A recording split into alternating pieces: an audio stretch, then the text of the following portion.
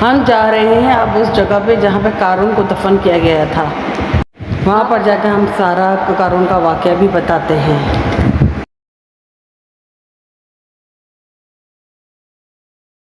हाँ जी, हम इस वक्त पहुँच चुके हैं उस लेक की तरफ जहाँ पर क़ारून को उसे शान और शौकत के साथ दफन किया गया था।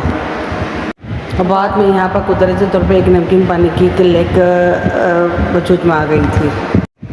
आप देखिए ये जो लेक है बिल्कुल अलहदा है, यानी कि समंदर से इसका कोई लिंक नहीं है और इसका पानी भी नमकीन है और इतना बदबू वाला है कि ये तो अल्लाह ही जानता है कि ये जो बदबू है और इसमें जो स्मेल सी आ रही है और इसकी जो पानी का रंग है ये भी चेंज है।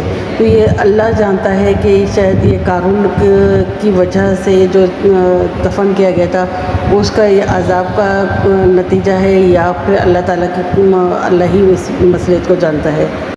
यहाँ पर क़ारून का ख़जाने के साथ पूरा का पूरा धंस गया था और इस जगह की मिट्टी भी बिल्कुल चेंज है और जगहों से मिट्टी का इसकी जो अगर देखा जाए तो इस मिट्टी में एक डिफरेंट चेंजिंग नज़र आती है और इसका पानी जो है यहाँ का लेक का वो भी बहुत बदबू वाला और नमकीन पानी है।